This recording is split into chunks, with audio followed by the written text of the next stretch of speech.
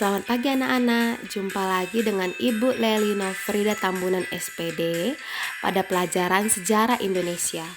Hari ini kita akan mempelajari mengenai perang melawan penjajahan kolonial Belanda, di mana kita akan membahas 5 perang yang terjadi di Nusantara dalam menghadapi penjajahan kolonial Belanda, yaitu Perang Patimura, Perang Padri, Perang Diponegoro, Perang Bali, dan Perang Aceh.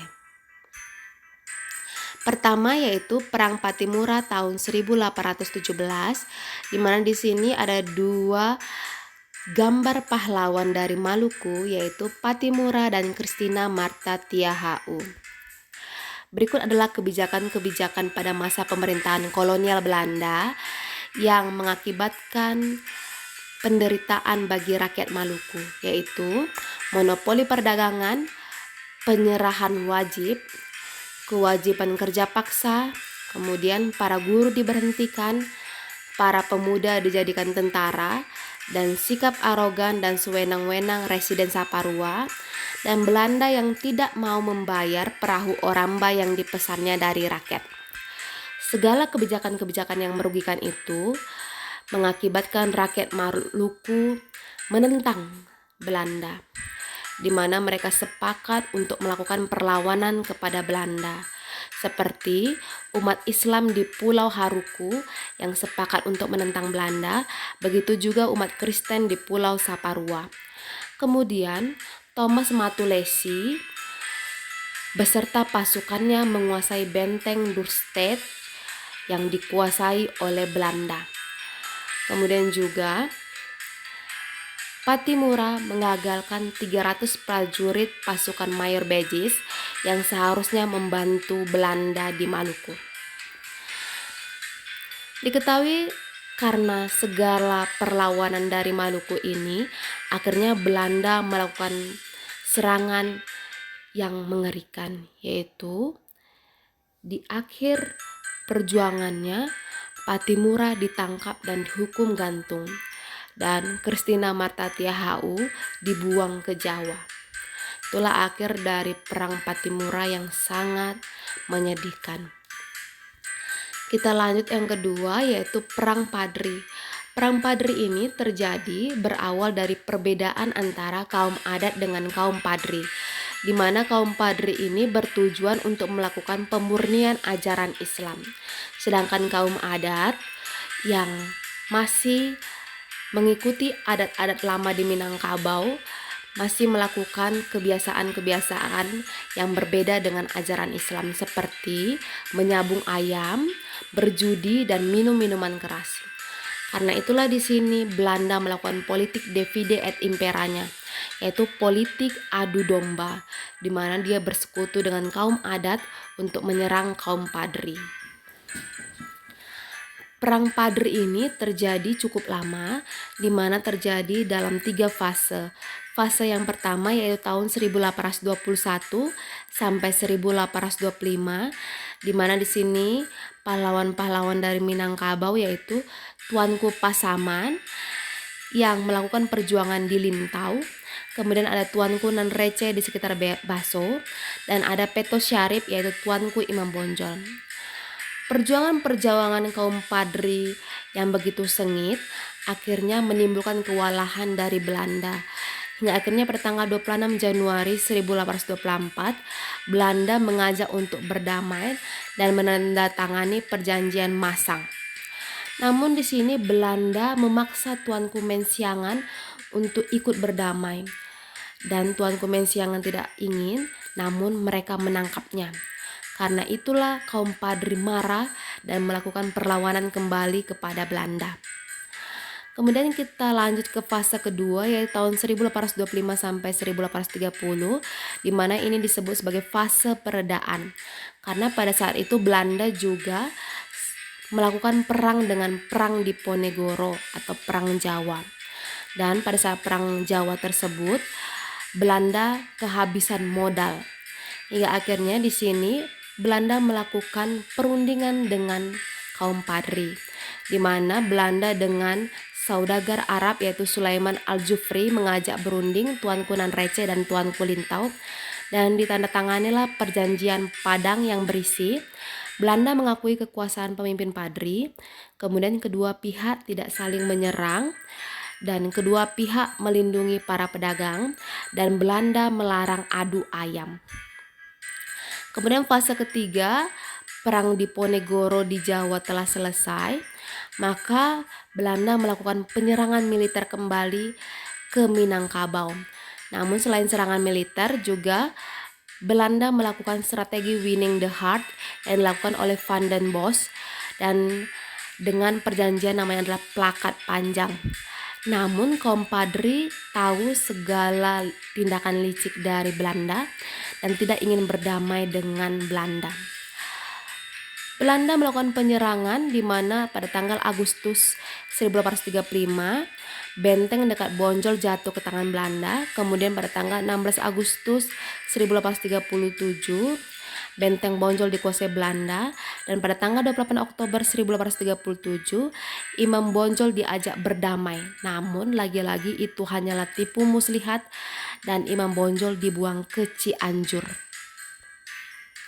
Yang ketiga adalah Perang Diponegoro. Latar belakang Perang Diponegoro sebab umumnya yaitu campur tangan Belanda di keraton yang melahirkan budaya barat seperti minum minuman keras.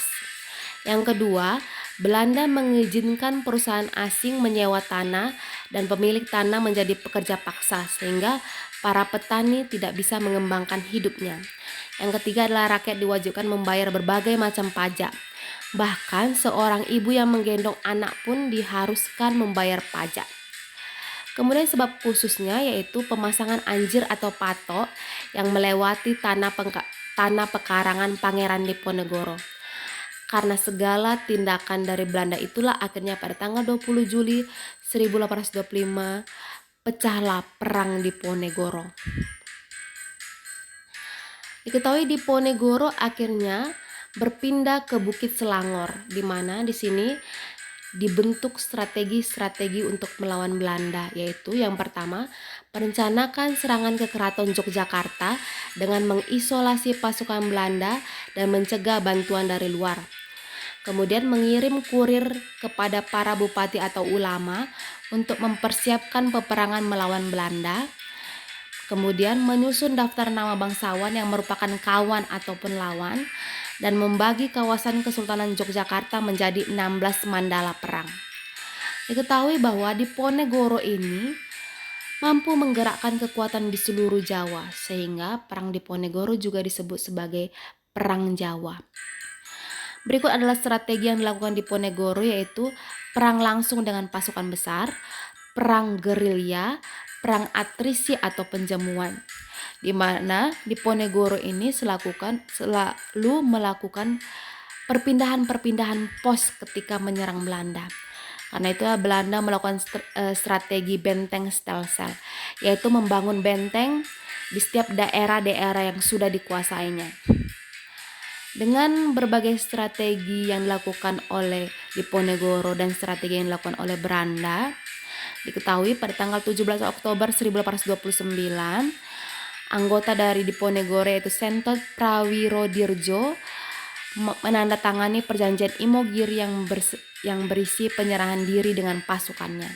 Namun Pangeran Diponegoro tetap mempertahankan tumpah darahnya. Yang keempat adalah Perang Bali. Perang Bali ini terjadi dengan latar belakang Belanda memaksa hukum tawan karang dihapus. Hukum tawan karang ini adalah hak dari Raja-Raja Wali ketika ada kapal yang terdampar di pantai Bali, maka kapal dan seluruh isinya akan disita dan dikuasai oleh rakyat dan raja.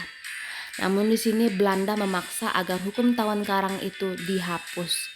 Diketahui karena ini pada tanggal 27 Juni 1846 Belanda membawa pasukannya yaitu sekitar 1.700 orang untuk menyerbu pantai Bali. Dan Raja dan Pati Ketut Jelantik mundur dalam peperangan ini. 6 Juli 1846 terjadilah perjanjian antara Kerajaan Bali yaitu Buleleng dengan Belanda, yaitu Raja Buleleng harus menghancurkan semua benteng dan tidak boleh membangun benteng. Kemudian Raja Buleleng mengganti biaya perang sejumlah 75.000 gulden dan menyerahkan I Gusti Ketut Jelantik, dan Belanda diizinkan menempatkan pasukan di Buleleng. Namun ternyata perjanjian ini disetujui oleh kerajaan Buleleng itu hanyalah berpura-pura. Di mana di sini kerajaan Buleleng tetap melakukan perlawanan terhadap Belanda, seperti membangun benteng pertahanan, kemudian rakyat juga tetap mempertahankan hukum tawan karang dan meminta bantuan dari kerajaan-kerajaan yang ada di Bali. Diketahui pada tanggal 8 Juni 1848, menghadapi serangan dari kerajaan Buleleng, Raja dan I Gusti Ketut Jelantik, Belanda kalah. Namun 15 April 1849 Belanda menyerang kembali Jagaraga, dan 16 April 1849 diketahui Raja Buleleng dan Ketut Jelantik gugur dalam medan perang. Yang kelima adalah Perang Aceh. Aceh pada masa itu menjadi pusat perdagangan. Diketahui kedaulatan Aceh ini terdapat berbagai macam perjanjian-perjanjian mengenai kedaulatan Aceh, yaitu ada Traktat London di mana Belanda tidak dibenarkan mengganggu Aceh. Kemudian ada Traktat Siak di mana Siak mengakui kedaulatan Hindia Belanda di Sumatera Timur. Kemudian ada Traktat Sumatera di mana Inggris memberi kebebasan kepada Belanda memperluas kekuasaan di Sumatera. Karena Belanda melakukan penyerangan-penyerangan untuk menguasai Aceh, maka rakyat Aceh dan pahlawan-pahlawan Aceh melakukan perjuangan-perjuangan seperti syahid atau menang, kemudian ada Perang Sabil. Dan di sini terjadi peristiwa yang menggemparkan Belanda, yaitu Het Verraad van Teuku Umar, yaitu pengkhianatan Teuku Umar, di mana Teuku Umar menyerah kepada Belanda dan Belanda mengangkat Teuku Umar menjadi panglima. Kemudian Belanda memperbolehkan Teuku Umar untuk membangun kesatuan dengan 250 anggota. Namun ternyata Teuku Umar sama sekali tidak ingin mengkhianati rakyatnya, malah berbalik mengkhianati Belanda dan membawa dana 800.000 gulden. Berikut adalah strategi Belanda menyerang Aceh, yaitu ada strategi konsentrasi Stelsel, kemudian juga mengikuti usulan Snok-Hurgronje dan mengerahkan Korps Marsose. Korps Marsose ini adalah orang-orang Indonesia yang bisa bahasa Aceh, yang merupakan informan-informan yang disebarkan untuk mengetahui strategi-strategi dari Aceh. Berikut adalah pahlawan-pahlawan Aceh, yaitu Tengku Cik Ditiro yang melakukan perjuangan melawan Belanda, namun tahun 1891 gugur.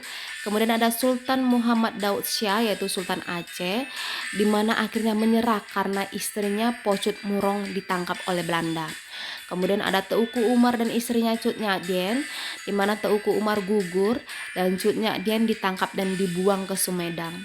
Kemudian ada Panglima Polem yang menyerah karena istri, ibu, dan anak-anaknya ditangkap. Begitulah perang yang terjadi di kerajaan-kerajaan yang ada di Nusantara. Diharapkan anak-anak mengerti tentang pembahasan dari materi perang melawan penjajahan kolonial Belanda. Dan setelah ini kita akan mengerjakan kuis.